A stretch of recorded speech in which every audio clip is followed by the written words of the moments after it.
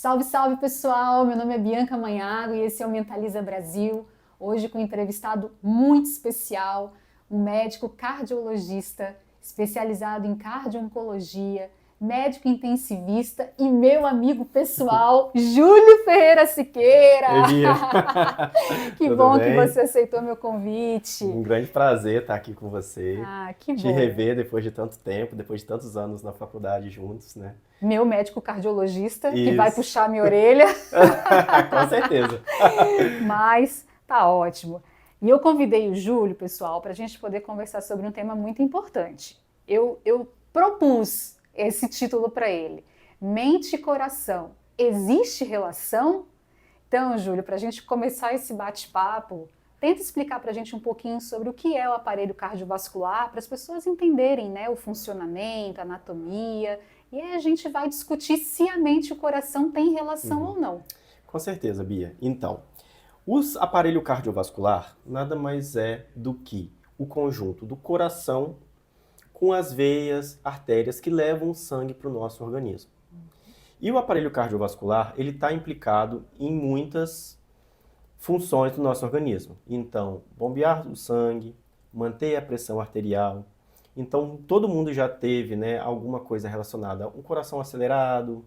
A gente ouve muito falar sobre pressão alta. E muitas vezes as pessoas relacionam isso com a parte emocional e ficam em dúvida. Será que realmente tem alguma relação, né, com estresse, ansiedade? E é isso o nosso tema de hoje, né? E com certeza existe toda uma relação do aparelho cardiovascular com a mente, né? Por quê?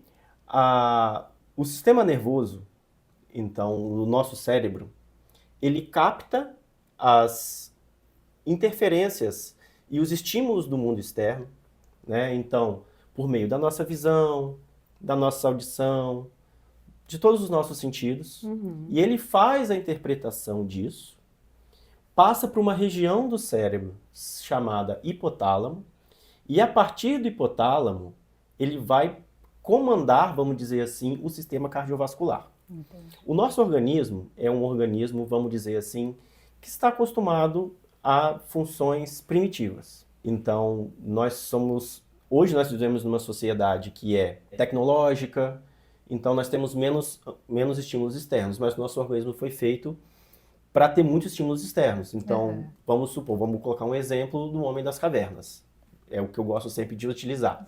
E esse sistema nervoso, ele faz essa captação dos estímulos externos para passar para o sistema cardiovascular para dar uma resposta para esses estímulos externos. Então, vamos supor, existe um sistema chamado sistema de ativação, chamado sistema simpático, né, em que ele vai fazer o quê? Ele vai causar aumento da frequência do coração, aumento da pressão arterial. Então, o que eu gosto de usar é a pessoa que está lá, o homem das cavernas, ou você está no meio de uma selva e você avista um leão, né? Primeiramente, você olha, você vê aquela imagem e você interpreta no cérebro que aquilo é um perigo. Com aquilo, né, ele vai mandar um sinal para essa região chamada hipotálamo e o hipotálamo vai falar assim, olha, é um perigo, corre que vai dar ruim. Então, o que ele faz, esse sistema? Ele age por meio da noradrenalina e a adrenalina, vão fazer o coração acelerar e vão fazer a pressão aumentar para que você tenha força, vamos dizer assim, para correr desse leão ou fugir de algum estímulo. Entendi. Oh, it's a fucking fox! Chill out about the fox! Oh, sorry. I just don't know what they want from me. Em contrapartida, tem outro sistema que a gente chama de sistema parasimpático, que é o sistema de calmaria. Então vamos supor que você mudou ali o cenário e você está num ambiente calmo, ao lado da sua família ou ao lado em uma situação totalmente relaxante, em que, vamos dizer assim, ele vai acalmar, não vai precisar de tanto estímulo do coração. Então, vai baixar a frequência cardíaca, vai baixar a pressão arterial e ele vai manter o sistema, vamos dizer assim, mais em repouso. Então, todas as nossas funções cardiovasculares são ditadas basicamente por esses dois sistemas, que é o sistema de luta ou fuga, chamado sistema adrenérgico, que é o sistema simpático, e o sistema de calmaria, que é o sistema parasimpático. E a nossa mente, hoje em dia, né, nós vivemos em sociedade, não mais assim na selva, a não ser em algumas ocasiões, né? Você pode estar fazendo um safari ou alguma coisa do tipo, mas o nosso organismo ele vai reagir aos estímulos externos, comandados todos pelo nosso cérebro, pela nossa mente. Ótimo, Júlio. Obrigado por ter explicado pra gente aí esse funcionamento. Eu acho que isso facilita muito a nossa mente entender o que acontece. Mas me fala uma coisa, existe essa relação de transtornos mentais e sofrimentos mentais com o sistema cardiovascular? Sim, então, como existe essa intensa relação entre o funcionamento do sistema nervoso central e do sistema cardiovascular, então o sistema cardiovascular ele é totalmente dependente do funcionamento da mente, vamos dizer assim. Então, alguns transtornos mentais podem causar alterações no sistema cardiovascular. Nós temos como um exemplo mais comum os casos de ansiedade, por exemplo, né, em que você tem uma hiperativação do sistema cardiovascular. Então, existem muitas pessoas que às vezes sentem uma crise de ansiedade e junto com essa crise de ansiedade sentem palpitações, o coração acelerado. Tem gente que às vezes sente até o coração batendo no pescoço, isso é muito comum de acontecer. Não é incomum nós encontrarmos em pronto atendimento, especialmente na parte de cardiologia, muitas pessoas que chegam com o coração acelerado, palpitações, às vezes própria dor no peito, então sensação de sufocamento, de dor no peito. Então pode se confundir com sintomas cardiovasculares, né, de doenças cardíacas. Então a ansiedade é um exemplo de que você pode ter manifestações, aumento da frequência cardíaca, aumento de pressão também relacionado à ansiedade, por exemplo, e que isso, de uma maneira isolada, vai causar poucas alterações cardíacas, mas transtornos frequentes de ansiedade, essa hiperestimulação do sistema cardíaco pode levar a danos. Entendi. Então você pode ficar com a pressão constantemente elevada, o coração constantemente acelerado, e isso, ao longo do tempo, pode levar a danos cardíacos. O que a gente pode levar? A maior propensão à hipertensão arterial e com o aumento da chance de ter uma pressão alta, por exemplo. Maior chance de outros eventos cardíacos, principalmente infarto e AVC, que são as complicações mais temidas, né? Não é à toa que as pessoas que têm algum tipo de transtorno mental, principalmente a depressão e a ansiedade, elas têm um risco até 3 vezes maior do que a população geral de ter algum evento cardíaco, ou seja, um infarto, ou um AVC, ou uma pressão elevada, alguma complicação do sistema cardiovascular. Entendi. O exemplo mais extremo, vamos dizer assim, da relação entre mente e coração é uma coisa que a gente chama de, é um nome complexo, a gente chama de síndrome de Takotsubo, que na verdade é uma coisa, tem um nome popular chamado de síndrome do coração partido. Né? Esse Takotsubo vem do japonês, porque foi primeiramente descrito no japonês, e muitas vezes é o famoso, vamos supor, como se fosse um infarto, uma pessoa que sofre uma emoção muito forte. Então acredito que já tenha, alguém já tem ouviu falar, ou algum caso de uma pessoa que recebeu uma notícia muito impactante, por exemplo, uma notícia de uma morte de um familiar, ou uma coisa que mexe muito com o emocional, e isso causa uma ativação tão grande do sistema simpático, que pode levar a aumento de pressão e pode levar a alteração no coração, simulando um infarto. Pode levar, inclusive, até a perda da força do coração de uma maneira momentânea, e pode levar, inclusive, até a morte, inclusive ao óbito. Entendi. Então pode causar, de fato, o infarto na pessoa. Sim. Lógico que tem predisposições, então a gente não entende muito bem, né? Se existe uma predisposição genética, porque não é todo mundo que tem uma forte emoção que sofre disso. Mas algumas pessoas podem ter uma ativação tão grande, e aí nós entramos na parte da predisposição genética. Porque existem alguns estudos até que mostram que algumas pessoas têm predisposição genética para ter problemas, tanto da parte mental, né? Então problemas psiquiátricos, problemas de saúde mental, e também podem ter problemas cardíacos. Entendi. Então, quem necessita, né, quem precisa de atendimento quanto à saúde mental, né, pode ter um risco aumentado de doenças cardíacas. Então é muito importante essa conscientização de ambas as partes, tanto do psiquiatra quanto do cardiologista, de estar procurando essa relação, que muitas vezes uma coisa pode estar causando a outra, inclusive. Porque a gente está falando aqui, Júlio, da questão direta, da relação direta, né, de um sofrimento mental ou de um transtorno mental que causa, então, uma alteração cardiovascular.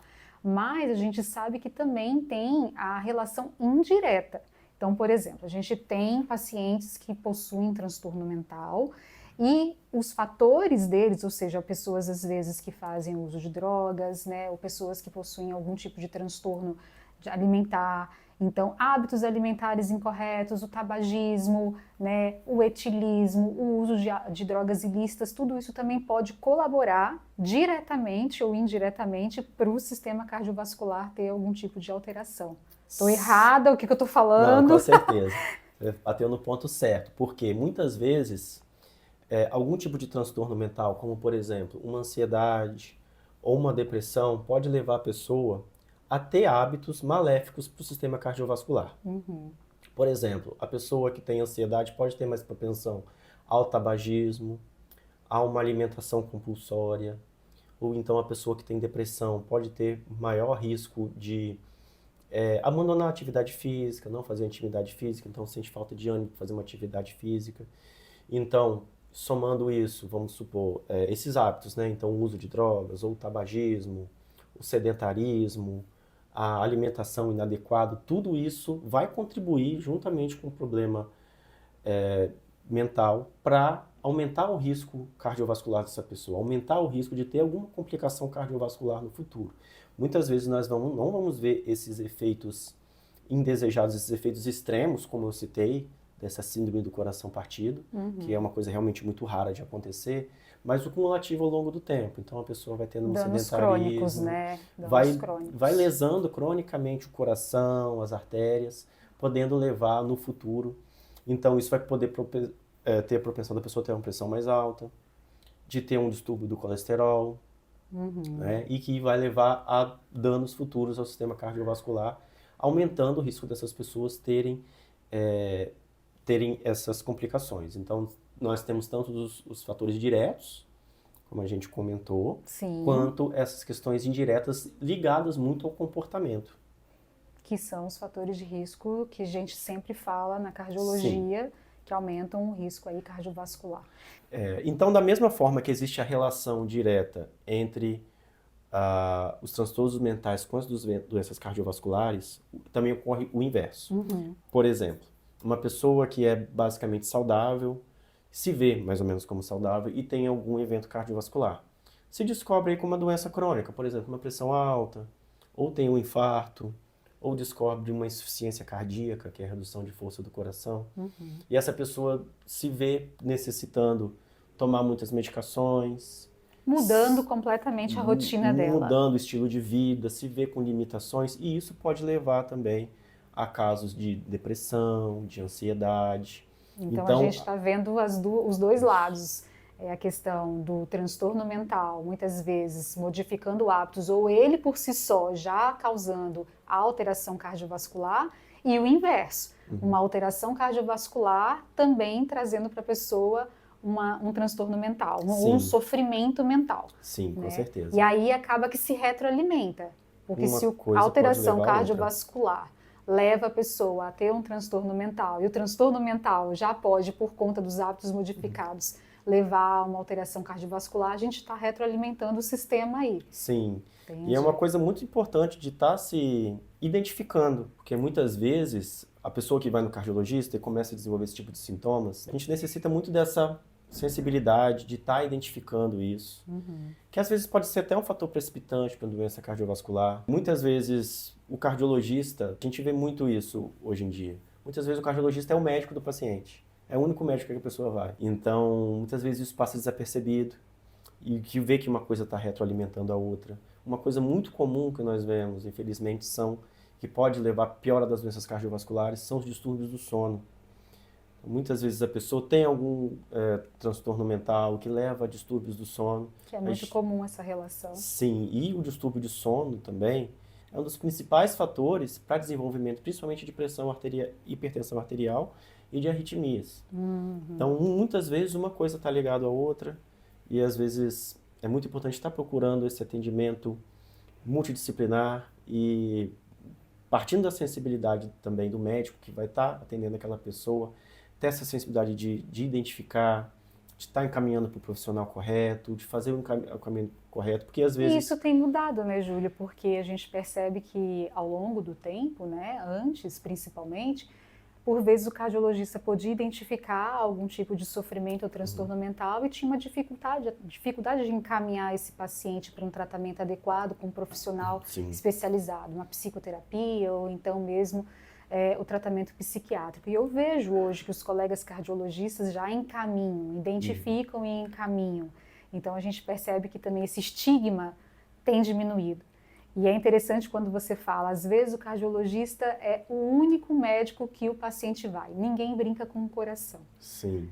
Né? Sim, Ninguém brinca com o coração. E o cardiologista, ele tem a imagem desse profissional que salva vidas, ou que traz pelo menos uma estabilização, uma qualidade na vida do paciente, que é diferente da imagem que o psiquiatra passa ou passou ao longo dos anos.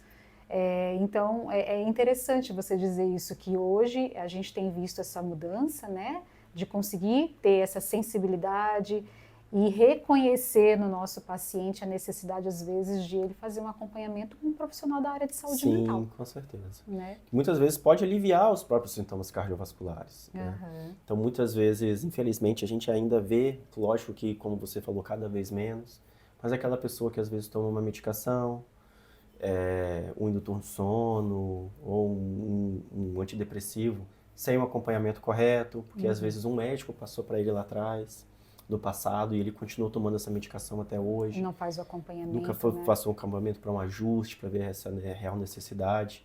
E muitas vezes acontece, a pessoa, doutor, troca essa receita para mim. Então, vai indo e vai se perpetuando. Ainda bem que nós estamos tendo essa mudança, dessa percepção, de estar percebendo isso. Opa, às vezes isso pode estar ligado, essa pressão alta pode estar ligada a esse hábito ruim, esse péssimo hábito do sono, ou essa alteração um pouco de ansiedade que não está bem tratada. Então, fazendo esse acompanhamento, essa identificação e esse encaminhamento, né, esse acompanhamento conjunto. A gente acho que nunca deve dizer encaminhamento, mas acompanhamento conjunto. Sim, porque é importante. Sim. Eu ia até falar com você sobre isso, né, porque a gente sabe principalmente da relação da depressão e da ansiedade com os eventos cardiovasculares, né, diretamente ou indiretamente.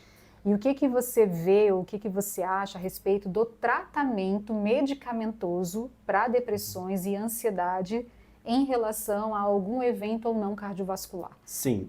Nós temos já estudos que inclusive mostram quando você tem um tratamento bem feito, indicado realmente por um profissional, com acompanhamento, e você tem um controle desses fatores, né, principalmente da depressão, da ansiedade, transtornos de pânico, distúrbios alimentares. Então, insônia. Isso. Então, você tendo o controle disso, quando as medicações são bem indicadas e bem acompanhadas, você tem uma redução do risco. Então, aquela pessoa que tem um risco muito elevado por conta desse transtorno mental, tendo isso mais controlado, ela vai reduzir o seu risco. Lógico, o seu risco, melhora no seu transtorno, melhora dos seus sintomas, mas também essa melhora da parte cardiovascular. Entendi. Porque a gente na clínica, né, tem um cuidado muito grande de encaminhar o cardiologista para fazer os exames adequados, tanto laboratoriais como também o eletrocardiograma, principalmente quando a gente decide por uma classe medicamentosa. A gente sabe que existem algumas classes medicamentosas na psiquiatria, né, dos remédios psiquiátricos, que podem trazer alguns tipos de alterações, principalmente da condução cardíaca. Sim. Então, por exemplo, se a gente vai usar uma classe medicamentosa que é chamada de tricíclicos, não há como você iniciar um remédio como esse sem antes fazer um eletrocardiograma para verificar um bloqueio de ramo. Se a pessoa tem um bloqueio, é óbvio que você não vai passar aquela medicação.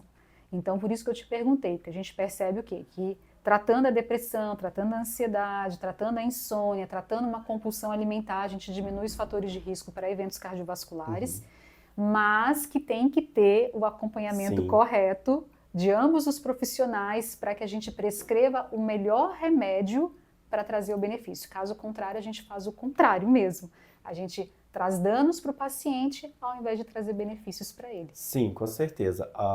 O medicamento, quando bem indicado, ele é de grande ajuda, de grande valia na condução desses casos. Por isso que é muito importante esse acompanhamento com o profissional correto, profissional que tenha essa visão global do paciente. Porque a pessoa que vai se consultar, ela não é só, vai no cardiologista, ela não é só um coração e uma pressão arterial.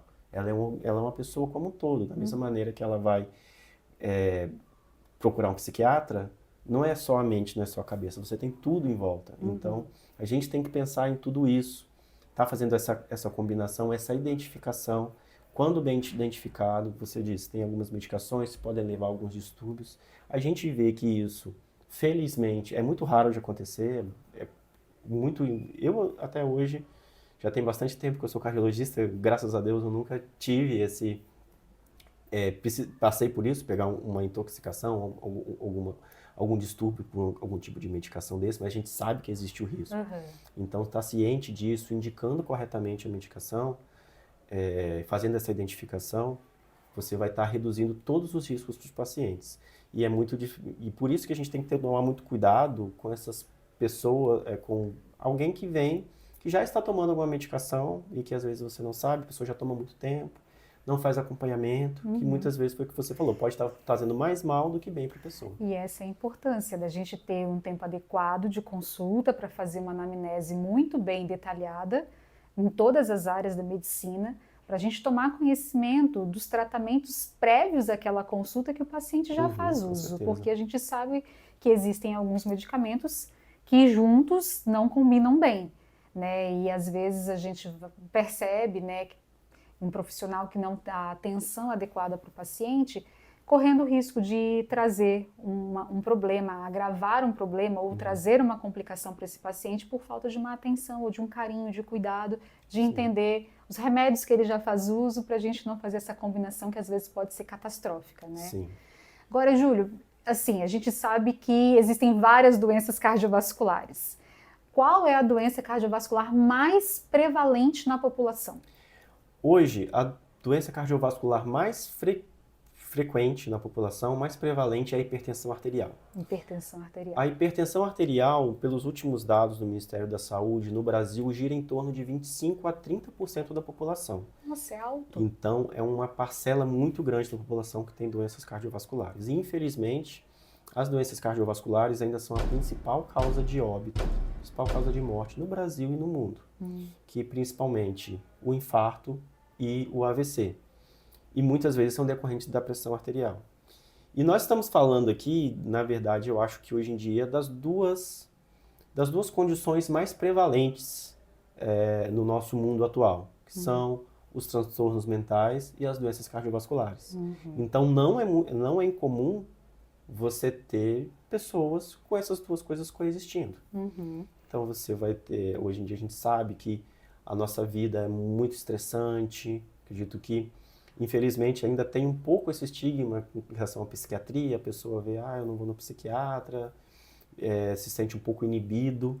A gente sabe que, acredito que a demanda deveria ser maior do que existe, porque é uma condição muito frequente. Sim, a gente tem visto, mas a gente percebe que o estigma tem diminuído, né? Ainda bem. As pessoas hoje, elas buscam mais o atendimento, elas buscam o tratamento, ou pelo menos o esclarecimento, né? E eu acho que o projeto está aqui para isso, para a gente poder disseminar informações para as pessoas, para que elas possam, de fato, diminuir o estigma que carregam, a gente combater a psicofobia, esse preconceito em relação aos transtornos mentais e aos sofrimentos mentais, porque muita gente às vezes pensa a psiquiatria trata apenas de surto psicótico, crises maníacas, e não, nós tratamos também dos transtornos ansiosos, todos, fóbicos, ansiosos em geral, né? Então, a crise de pânico ou transtorno de pânico, a crise fóbica ansiosa mesmo, os transtornos de ajustamento, de adaptação, e a gente sabe o quanto que tudo isso traz alterações cardiovasculares. É muito frequente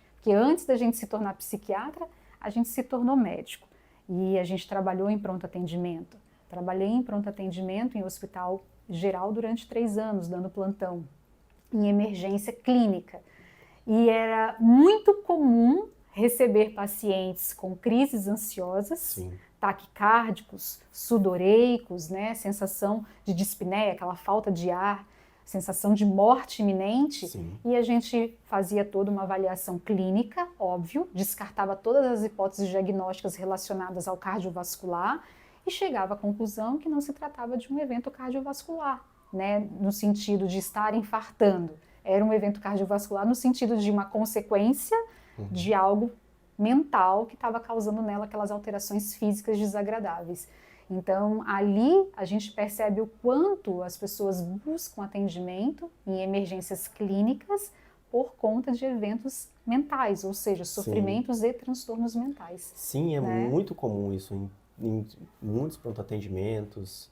Então, lógico, como você falou, a gente tem que estar atento, então você não pode negligenciar. Sim. Então a pessoa vai chegar com uma sensação, como você disse, uma sensação de dor no peito, de morte iminente. Então não devemos negligenciar a parte cardíaca, porque pode ser uma complicação grave. E nem a parte cardiológica. Aí eu já vou te contar o contrário, que hoje a gente dá plantão, né, numa emergência psiquiátrica, e há pouco tempo recebemos um paciente que estava com uma frequência cardíaca que a gente chama de uma taquicardia importante. Ele estava com 181 de batimentos por minuto e estava com uma pressão arterial de 220 por 13, por 130, né? E naquele momento, a gente numa emergência psiquiátrica, a gente não tinha um aparato clínico para atendê-lo. A primeira coisa que fizemos foi encaminhá-lo para onde? Para uma emergência clínica. Sim. Olha, a gente sabe que isso aqui pode ser causado, claro, por uma questão psíquica, né? Mas primeiro a gente vai descartar qualquer evento cardiovascular, então a gente tem que fazer o quê? Os exames laboratoriais para ver como é que anda, suas troponinas, para ver sua CPK, para poder dar sua CKMB e rodar o seu eletrocardiograma. Descartamos aí o evento cardiovascular, você volta para cá. E aí a gente vai tratar a parte psiquiátrica, né, a parte mental. Então, que bom que também existe isso. A pessoa foi uma emergência psiquiátrica achando que era algo apenas psíquico. E não, a gente também percebe que ali tem um evento clínico cardiovascular e ele precisa de um atendimento clínico inicialmente para depois ser visto psiquiatricamente. Então, eu acho que é o que a gente está dizendo. Os profissionais da área de saúde mental, juntamente com os profissionais médicos de outras áreas e outros profissionais da área de saúde mental, estarem sempre dialogando e tentando ver os vários pontos, os vários aspectos daquela pessoa, porque ela não é só um coração, ela não é só um cérebro, ela não é só uma mente, ela não é só um fígado ou um rim, certeza. Ela é um ser humano como um todo e ela precisa ser vista como um todo. Então, isso é bom. Eu perguntei sobre a hipertensão, Júlio, porque eu sei que é a doença mais prevalente na população, e a gente tem algumas dificuldades, às vezes, de saber quais são os parâmetros para dizer que uma pessoa é hipertensa ou normotensa.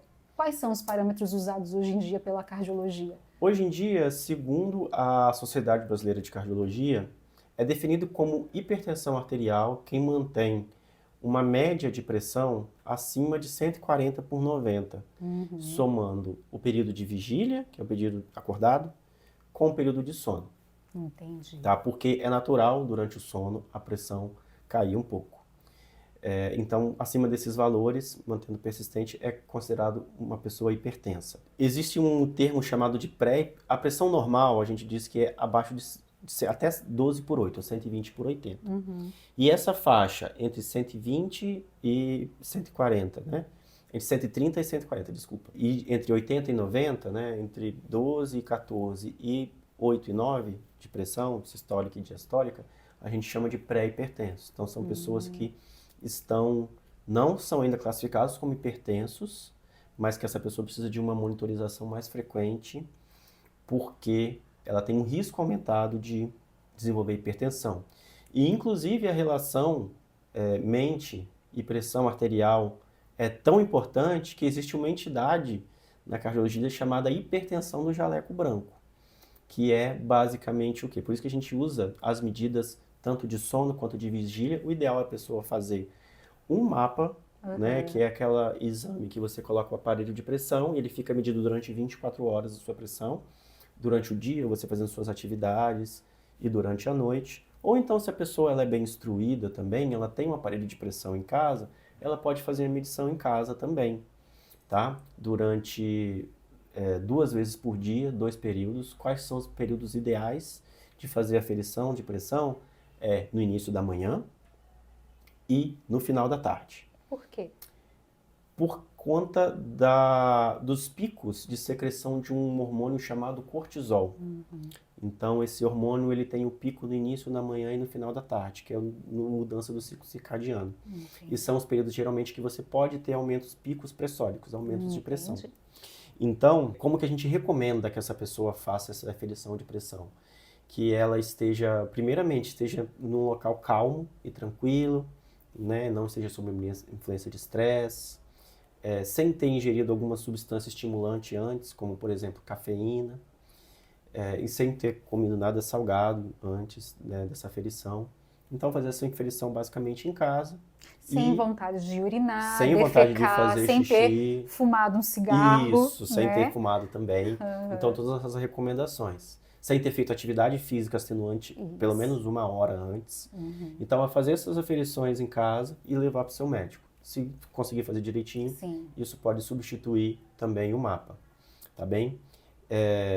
E o que acontece nesse tema que eu falei sobre hipertensão do jaleco branco? Acontece porque, às vezes, ao chegar no consultório do cardiologista, a pessoa ela fica tão ansiosa, você tem uma ativação do sistema simpático, em que ela vai dar pressão alta no consultório.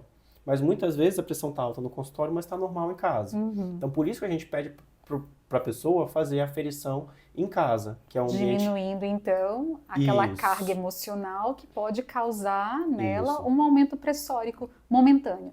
Por isso que a gente nunca dá o diagnóstico de hipertensão em uma consulta isolada, ou apenas no consultório.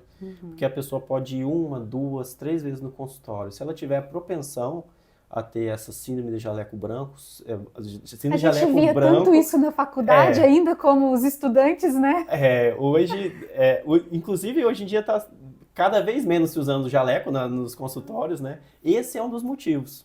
Porque às vezes a pessoa vê o jaleco branco e já liga com alguma coisa às vezes negativa, um médico, né? Então, que pode Não o médico, mas a doença que ele pode diagnosticar. Pode causar, pode... Então, é um momento de ansiedade e que pode levar ao aumento de pressão na pessoa. Sim, é completamente compreensível. Também é muito comum, no pronto-socorro, lá no hospital onde eu trabalho, nós temos um serviço de oftalmologia. E é muito comum cirurgias, principalmente cirurgia de catarata, e às vezes as pessoas vêm do interior, e principalmente idosos, e que chegam para consulta e com a pressão muito alta porque está ali nervoso, ansioso para a cirurgia. Às vezes a pessoa nem tem a pressão alta ou tem uma pressão controlada em casa, mas diante daquele momento de estresse vai ter ali um pico pressórico que vai levar essa pessoa. Muitas vezes o tratamento não é o antihipertensivo. Às vezes o tratamento é tratamento da ansiedade. Da ansiedade. E a gente vê muito isso, também lembro da época que eu atendia em emergência clínica, pessoas que chegavam com pico hipertensivo e a gente medicava segundo o protocolo de pico hipertensivo para tentar diminuir aquela pressão, e após algumas tentativas se identificava que não era de fato uma pressão arterial aumentada por uma questão, uma hipertensão essencial, né, que a gente fala, mas secundária a uma ansiedade. E a gente medicava a ansiedade dela e era impressionante como minutos após ser medicada, aquela pressão já caía. Então, é a relação que a gente está falando, né? A relação aqui entre mente e coração. Existe relação? Outra coisa que eu queria citar aqui também, que a gente falou sobre isso, é a questão da pessoa que às vezes tem uma dor de cabeça e acha que é porque a pressão está alta. A pressão alta, ela, na grande maioria das vezes, não vai dar nenhum sintoma. A pessoa não vai sentir nada, tá? E muitas vezes a pessoa tem uma cefaleia, às vezes por outro motivo. Às vezes até um estresse que passou. Uma cefaleia tensional, ou uma que a gente cefaleia chama, né? Isso, uma cefaleia tensional, ou uma crise de enxaqueca, algo do tipo. Então, a dor vai causar esse incômodo e o organismo vai responder muitas vezes aumentando a pressão. Então, muitas vezes a pessoa sente a cefaleia, vamos supor, uma cefaleia tensional. Eu tô com dor de cabeça, eu acho que minha pressão tá alta. Vai, mede a pressão tá alta. Mas, na verdade, a grande maioria das vezes, a pressão alta é reativa secundária, né? àquela cefaleia que a pessoa tá sentindo. Sim. E E o essa tratamento- cefaleia que é também secundária à tensão que ela está Isso. sofrendo. Então, Sim, às vezes é uma questão realmente emocional, que leva à cefaleia tensional, que leva ao aumento pressórico, e aí a gente faz todo um processo inverso, isso. né? E muitas vezes a pessoa vai ver só o quê? Não é a pressão que tá alta. Uhum. E às vezes o tratamento ele tá lá no início do ciclo, não é a pressão alta. A pressão alta é apenas, muitas vezes, é uma reação daquilo. Igual a pessoa que muitas vezes se sente ansiosa e acha que tem uma arritmia, porque o coração acelera. Mas, na verdade, é devido a alguma tensão ou alguma situação incômoda, ou às vezes uma crise de ansiedade, e que leva o coração a acelerar. E muitas vezes a pessoa vai achando que tem uma arritmia, o coração está acelerando, é secundário a essa alteração mental. E eu acho que é importante eu também frisar, até como psiquiatra aqui, Júlio, sobre a questão de não é porque a pessoa está com uma crise de ansiedade ou tendo um momento de ansiedade na vida que ela necessariamente tem um transtorno ansioso. Então todos nós temos ansiedade, Sim. a ansiedade é natural. Que bom que temos a ansiedade, porque isso prepara a gente para vários momentos que não nos prepararíamos se não tivéssemos a ansiedade. Então, assim, ok, a gente ter ansiedade e a gente conseguir elaborar essa ansiedade e não precisamos de remédio necessariamente para isso. Agora, o que não pode é essa ansiedade perdurar, ser muito intensa e nem durável. Se ela é muito intensa e está durando um tempo para além daquele considerado, vamos dizer, normal, aí sim a gente busca um tratamento para poder tentar apaziguar esse sofrimento, essa angústia que está trazendo para a pessoa. Agora, a pressão é a mesma coisa, tem que... Mesma coisa, né? Você pode ter situações em que a pessoa vai passar...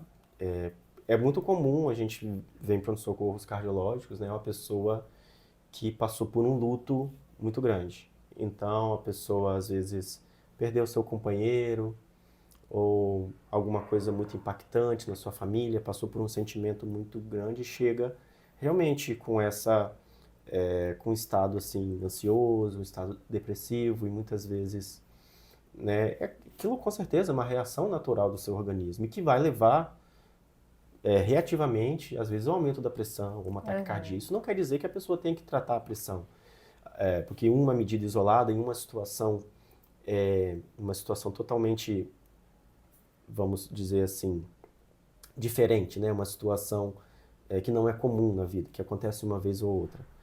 Isso não necessariamente vai requerer tratamento. Agora, se aquilo for uma coisa realmente persistente, a pressão, depois dessa ocasião, pode ser o momento de um diagnóstico inicial para a pessoa ter um alerta para começar a fazer um acompanhamento e depois desse acompanhamento realmente pode descobrir uma tendência, pressão alta, mas não é o momento correto para você fazer o diagnóstico. Tem que aguardar aquele processo ser elaborado para depois Sim. isso de novo ser aferido e então fazer Sim. o diagnóstico. E, Júlio, assim, a gente está falando de hipertensão porque é a doença cardiovascular mais prevalente na população. E os remédios antihipertensivos? O que você percebe da classe desses remédios? Se eles levam ou não também a transtornos mentais ou a sofrimentos, ou pelo menos sintomas, vamos dizer assim, né? Porque eu vejo às vezes muitos pacientes se queixando de alguns sintomas quando iniciam um tratamento para hipertensão. Eu acho que o mais comum, quando é do sexo masculino, eles vêm reclamando ou se queixando então de perda de libido, impotência sexual, e a gente sabe que tudo isso também leva a um sofrimento emocional, porque diminui a qualidade da vida desse paciente nesse sentido, né? E isso traz para ele também um entristecimento, né? Uma angústia muito intensa, ele se sente impotente mesmo em relação à virilidade, em relação à vida dele. Vocês percebem isso também na clínica do dia a dia? Qual é a tua opinião? Sim, nós temos algumas classes de medicações que podem levar a alguns sintomas. Não são sintomas assim diretos, então dizer que tem uma relação direta de uma certa classe de medicação que vai aumentar o risco de depressão. Nós tivemos, o ano passado, alguns modelos experimentais que mostravam que uma medicação que a gente usa hoje na cardiologia, que na verdade é antidiabético, que são os inibidores de GLP-1, que poderia levar a um aumento de transtornos mentais, principalmente de depressão, mas não foi confirmado. Não foi Foram confirmado. alguns casos em países nórdicos, onde você tem uma grande prevalência de depressão, mas que não foi para frente. Mas das medicações que nós usamos hoje em dia para tratar a hipertensão arterial mesmo, nós não vemos essa relação direta. Entendi. Às vezes nós vemos essa relação indireta. Então temos algumas classes de medicações, vamos supor, principalmente os beta-bloqueadores, que são medicações que hoje em dia é muito pouco utilizado para a pressão arterial, é mais usado em casos de insuficiência cardíaca ou de arritmias, que podem levar aí a uma perda de libido, um pouco de potência. Hoje nós temos medicações mais modernas, então, que reduzem esses efeitos colaterais. Existe uma medicação também, um diurético, que pode levar a ginecomastia, em algumas pessoas, não em todas, né? O que é ginecomastia? Explica pro Ginecomastia, pessoal. desculpa, é o aumento das mamas que fica doloroso. E acontece principalmente nos homens. Nos homens. Né? Então pode acontecer e pode levar isso a um transtorno, com certeza, né? A pessoa vai se ver limitada de uma função que era habitual para ele e que se torna alguma coisa limitante. Então acho que nossa função também está identificando isso Essa para, conversa nos casos, estar fazendo a troca das medicações, né? Isso é possível, né? É possível para colocar uma medicação mais adequada. Outra coisa que nós vemos também um pouco é essa questão da pessoa, às vezes... A hipertensão, a pressão alta, ela é uma doença que, na grande maioria das vezes, ela é uma doença que a pessoa vai conviver com ela. Se ela é bem tratada, a pessoa vai ter uma vida normal, mas vai ter que tomar remédio para sempre. Então, muitas vezes a pessoa vai ter que passar o resto da vida tomando aquela medicação. E muitas vezes, principalmente num primeiro momento em que você fala com aquela pessoa, olha, a partir de hoje você vai ter que tomar uma medicação para o resto da sua vida. E isso a gente está falando, como eu falei, em 25 a 30% da população. Então, são muitas pessoas. Existem pessoas que têm um processo de negação, eu vou tomar, quando controlar eu paro, porque às vezes não quer se ver tomando uma medicação, se colocando assim como uma pessoa com algum problema. Então isso pode levar também, né, a pessoa está desenvolvendo a um difícil processo de aceitação, algum transtorno mental decorrente disso. E principalmente quando você tem alguma doença crônica dentro da cardiologia, aí vamos colocar doenças mais graves, como por exemplo a insuficiência cardíaca, que muitas vezes pode levar a pessoa a estar tomando uma grande carga de remédios, às vezes toma muita medicação pela manhã, muita medicação à noite. Isso às vezes limita um pouco a pessoa de estar fazendo suas atividades, de estar saindo. Mas daí que mora a sensibilidade do médico, porque assim, a gente como médico tem que se colocar no lugar desse paciente, porque a gente também é paciente em algum momento. Então, por exemplo, eu vou ao Júlio, meu cardiologista. É difícil ouvir, Bia, você tem que tomar remédio para colesterol, o seu colesterol familiar, e é alto, só vai melhorar diante da medicação. Quando você está naquele lugar, você se sente impotente. Né? Então, o processo de adaptação, o processo de elaboração, de aceitação é delicado. O médico é o cotidiano, todos os dias ele fala isso com 10, 15, 20 pacientes. E aí se torna tão habitual e ele desumaniza às vezes a forma de lidar com essa situação. E a gente tem que humanizar, entender que para mim é habitual falar isso todos os dias, porque eu tenho 25%, 30% da população com esse problema e eu vou ter que medicar. Mas para a pessoa que está ali ouvindo é muito difícil. Sim, com certeza. Por isso que eu acho que é muito importante a gente fazer a individualização de caso a caso e olhar cada caso um caso. Eu vou citar aqui como um exemplo também de outra medicação, por exemplo, os diuréticos. Nós temos uma das classes de medicações que a gente usa para tratar a hipertensão hoje, são os diuréticos. O mais famoso deles é chama hidroclorotiazida. É uma medicação muito popularmente utilizada. Ela é distribuída pela rede básica do SUS, né? Então eu acho que é uma medicação que as pessoas têm acesso para o tratamento. Isso. E está nas 3 medicações principais de tratamento da hipertensão arterial, né? Que são os IECAs e bloqueadores de angiotensina, que é, vamos supor, captopril e losartana. Que também tem, né, na rede SUS. Os bloqueadores de canal de cálcio, que é a amlodipina, e os diuréticos tiazídicos, que aí entra a hidroclorotiazida. A gente sabe que, principalmente na população mais idosa, e principalmente em mulheres mais idosas, a hidroclorotiazida pode levar a um pouco de incontinência urinária, porque ele estimula a diurese e às vezes a pessoa, muitas vezes se limita. Eu não vou sair de casa porque eu tomei o remédio e eu estou com medo de ter uma incontinência urinária às vezes na rua, no ônibus. Então a gente tem que ter essa sensibilidade de às vezes estar trocando a medicação para ter a medicação mais adequada.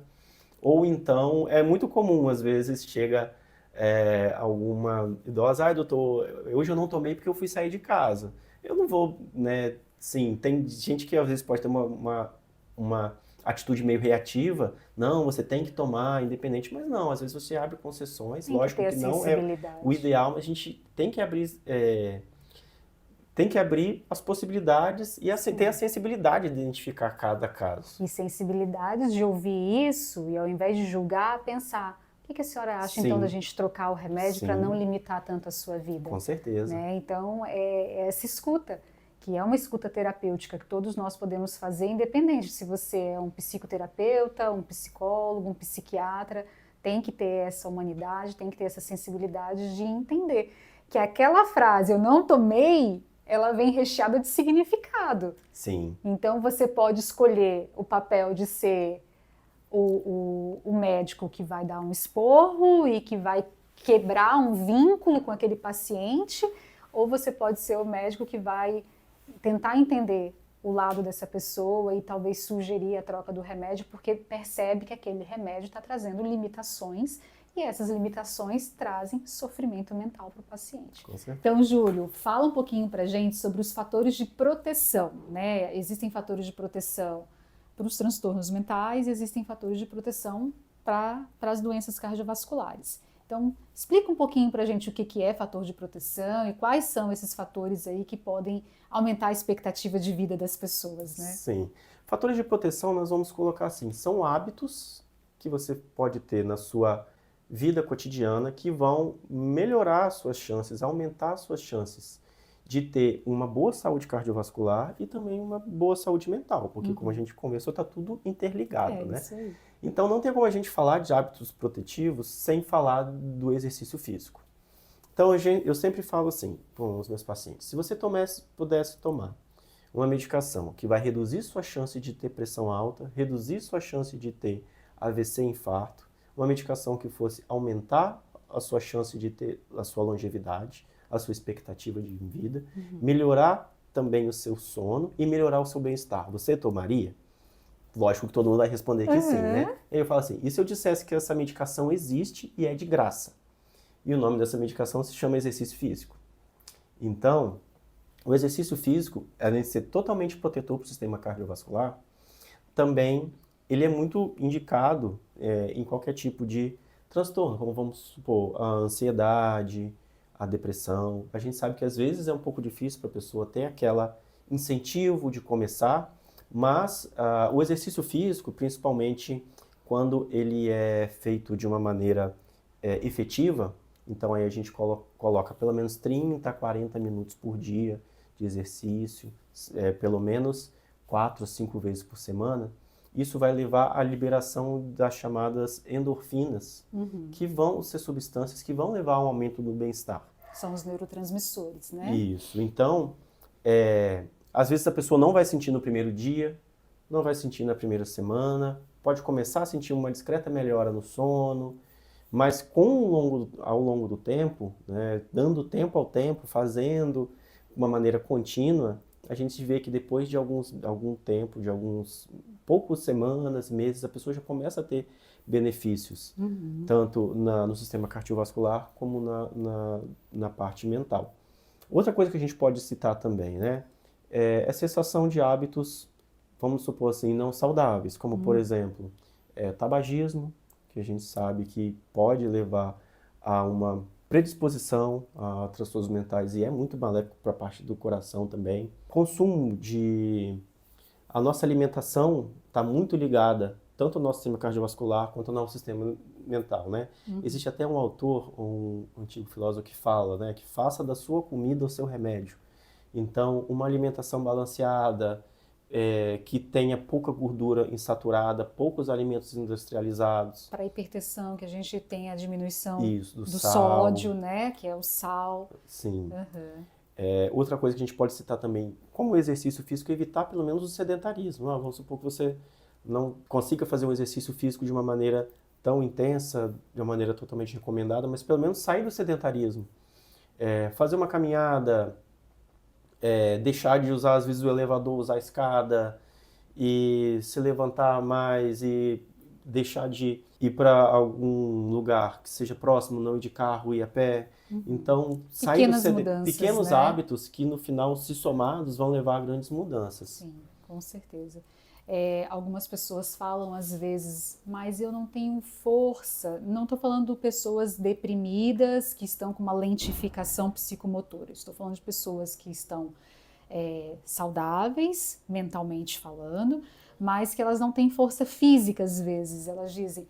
E aí a gente tenta às vezes explicar que para adquirir a força física ela tem que partir Sim. de um lugar. Então ela tem que iniciar, mas eu tenho muita dor. Sim, no início a gente vai ter dor, a gente tem que entender que aquele músculo está parado durante um período longo, né, sedentário durante muito tempo, e o início da reativação da musculatura vai trazer sim uma dor, um desconforto, mas que ao longo do tempo, praticando de maneira regular, aquilo vai ter uma melhora importante daquela dor, inclusive de outras dores que surgem por conta da falta de elasticidade, de flexibilidade e da musculatura mesmo, às vezes, hipotrofiada daquela pessoa.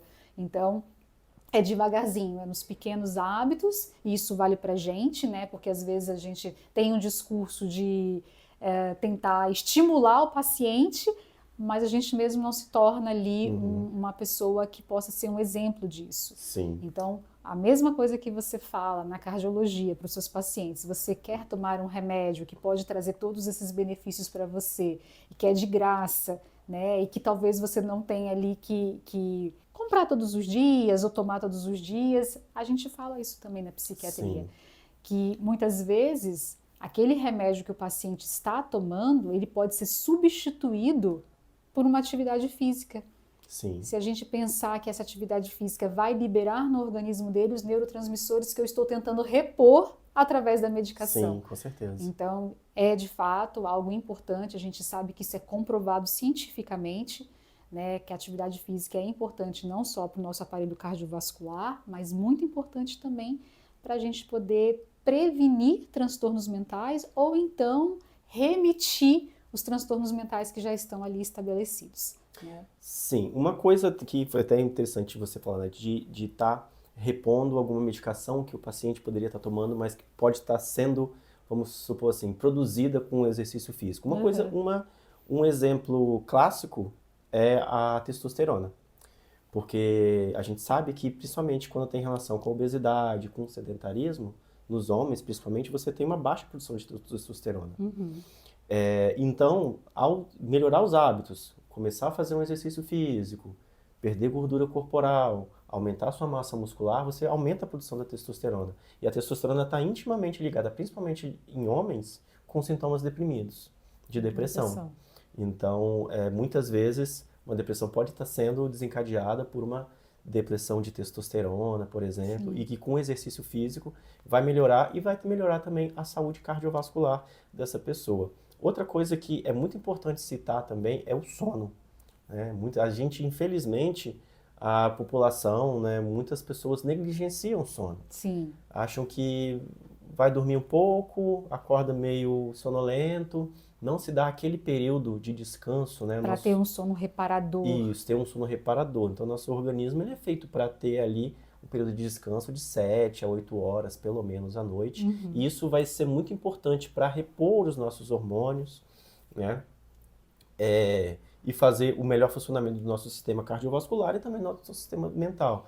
Então, hoje, infelizmente, a gente vive essa epidemia principalmente com o uso, né, disso aqui, o celular. Então, a pessoa às vezes fica ali se distraindo, vai dormir tarde ou fica assistindo uma televisão, uma série. A rotina do sono é muito importante. Isso, então perde essa rotina do sono.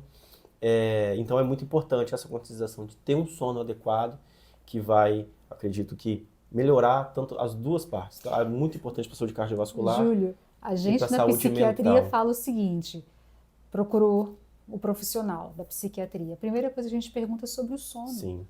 Então, se a gente não conserta o sono do paciente, a chance de a gente fazê-lo melhorar dos outros sintomas é muito baixa. Sim. Então, a higiene do sono é muito importante e a gente sabe o quanto o exercício físico pode contribuir para que esse sono seja mais reparador, reconciliador e que a pessoa possa ali se reestabelecer durante aquele período. Caso contrário, isso é um efeito cumulativo. Sim. A pessoa dorme pouco hoje, um pouquinho só amanhã, e aí ela vai trazendo consequências para o organismo dela.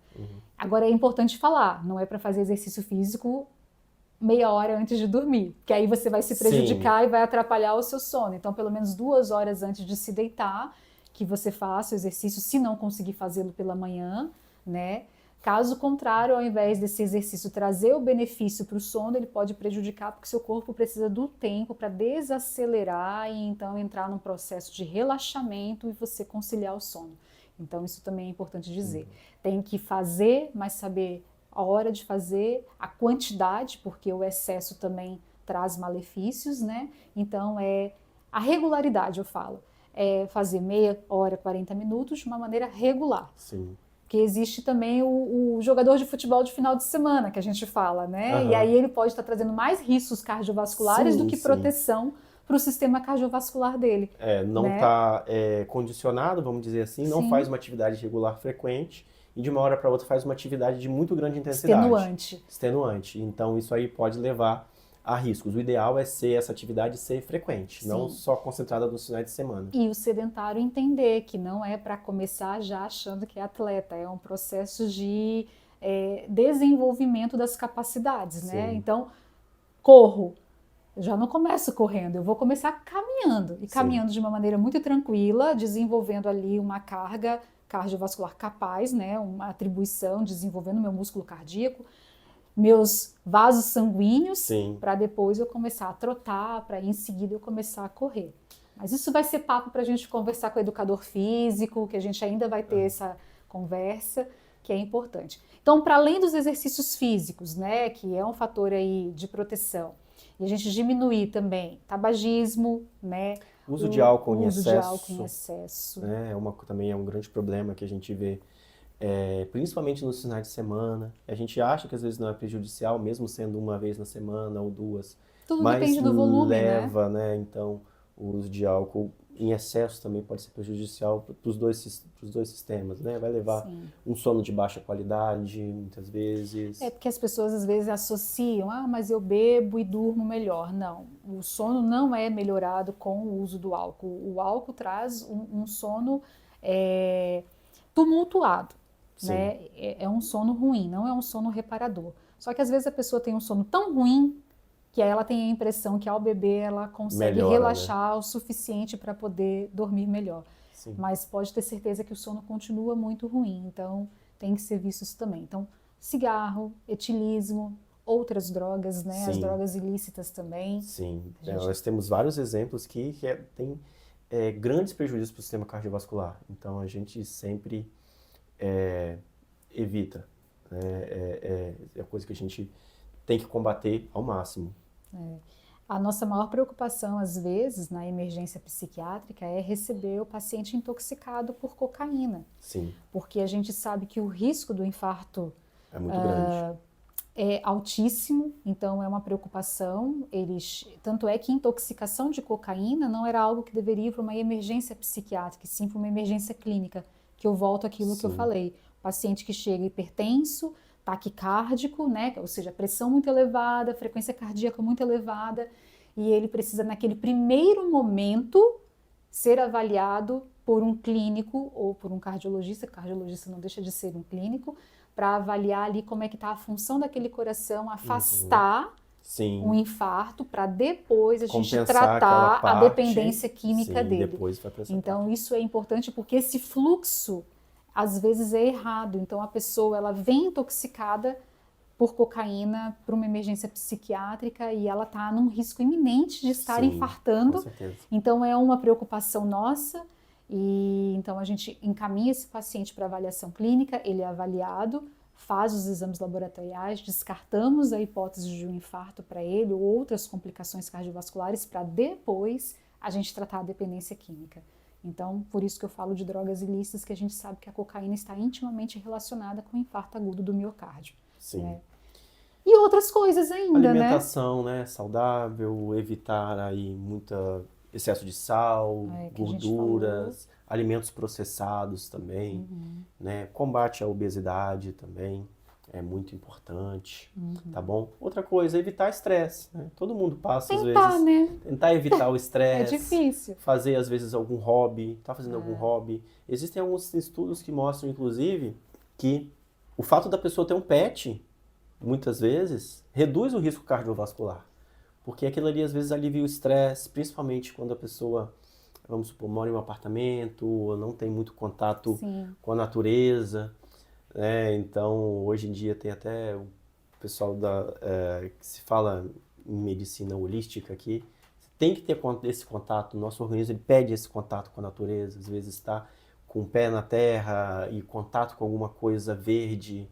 Então, contato com animais. Então tem alguns exames, alguns estudos que mostram que inclusive as pessoas que têm pets, né, que convivem com pets, elas têm desfechos melhores cardiovasculares. Que bom. Você tem pet? Eu tenho.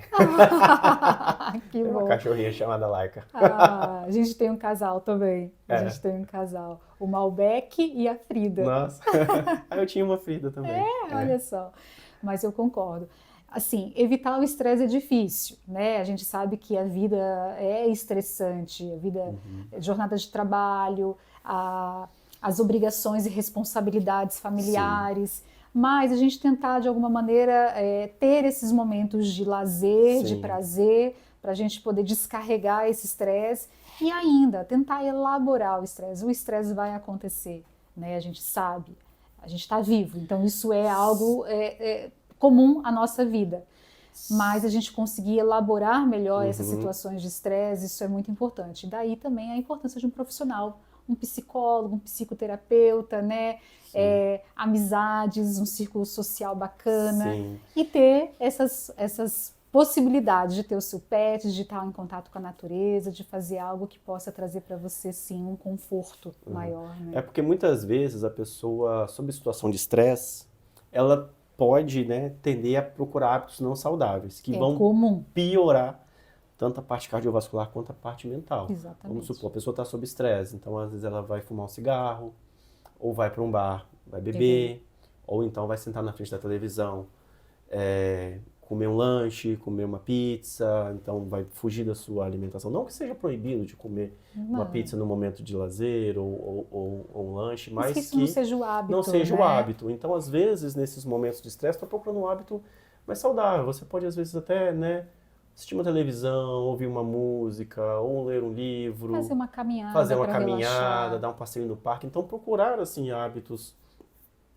vamos supor, saudáveis, que vão fazer bem para sua mente. É o reforço positivo. Sim. É o que a gente fala sempre também, né, na parte da psiquiatria, que não se prejudique ainda mais, não se boicote ainda mais. Você já está passando por um momento difícil, então procure algo que vai trazer para você melhorias e não aquilo que pode te afundar mais, que pode te prejudicar mais. Então, voltar a fumar ou começar a fumar, tomar volumes grandes de bebidas alcoólicas a ponto de ficar intoxicado pelo álcool, ou então procurar algum tipo de droga que possa trazer um prazer momentâneo, mas pode te levar então a uma intoxicação ou a uma dependência, né?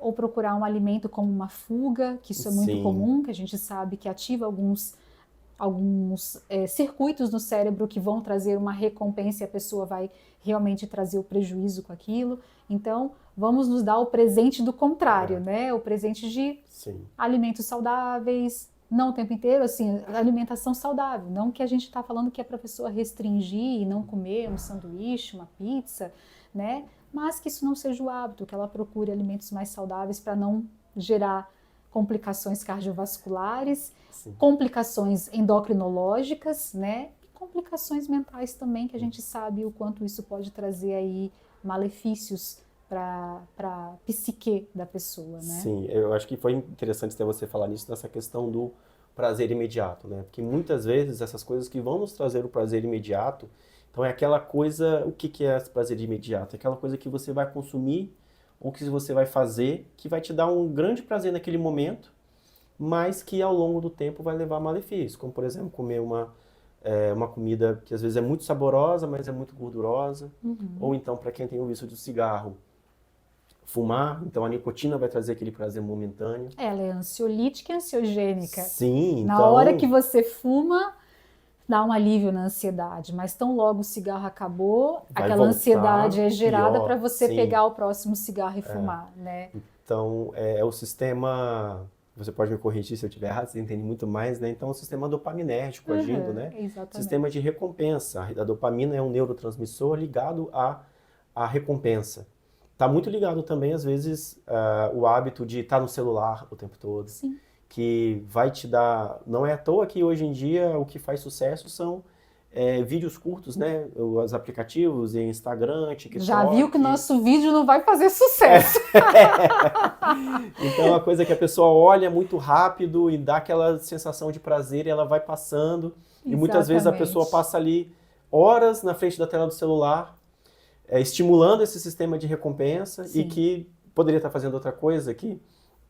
Então você tem essa consciência, né, de que buscar alguma coisa que vai te proporcionar um prazer mais duradouro, não só momentâneo. E que te preenche, Sim. é o que a gente fala, porque senão a gente vai se tornando oco Sim. por dentro.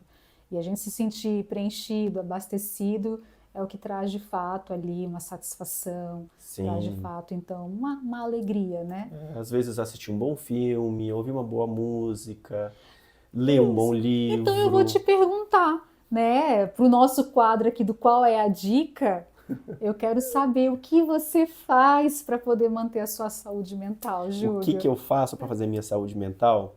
Eu acho que uma coisa que mudou totalmente a minha saúde mental foi o exercício físico. Então a gente já falou aqui sobre isso, e eu também, sendo cardiologista, né, tem que puxar a sardinha pro meu lado também, né, vamos dizer assim.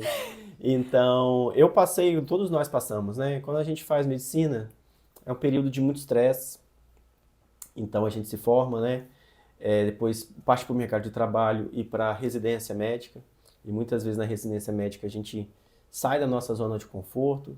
Eu, no meu caso, fui para São Paulo para fazer a minha residência médica, fiquei 1 ano lá, já vinha num estresse grande, e lá acredito que foi o meu pico de estresse, né? Uma residência muito puxada, uma cobrança muito grande, numa cidade onde eu morava sozinho, não tinha tempo para fazer exercício físico. Sim. Então, quando eu voltei para a minha cidade natal, eu voltei para Vitória, tão logo eu voltei, eu procurei mudar os meus hábitos e começar o exercício físico.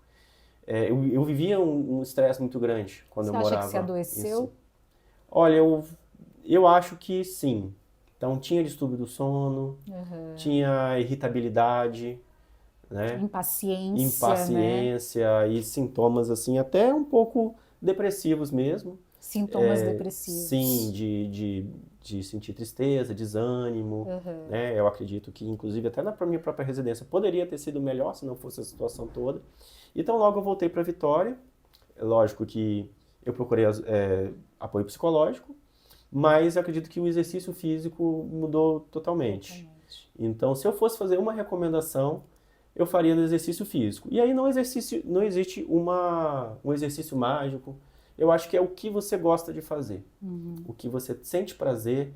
Muitas pessoas vão sentir prazer na academia, muitas pessoas vão sentir fazendo corrida, tem muitas pessoas que vão sentir prazer fazendo esportes de grupo, tá muito na moda beach tênis, ou então algum tipo de... Agora, atualmente, eu entrei no karatê. Ah, agora você... Isso. Olha só. Eu ia até trazer, mas eu não consegui, né, porque para trazer um objeto para se representar isso, então eu ia trazer a minha faixa, eu sou faixa branca ainda, então eu comecei agora há pouco tempo, mas sendo um esporte, né, de grupo, de convivência social, eu já tinha melhorado bastante com a atividade física, eu faço academia normal, corrida nos finais de semana, e agora vem o karatê, mais uma atividade física, então você vê que quando você vai fazendo atividade física, você vai sempre procurando mais, e eu acho que isso aí mudou totalmente. Então, se eu fosse dar uma dica, eu iria dizer de fazer uma atividade física.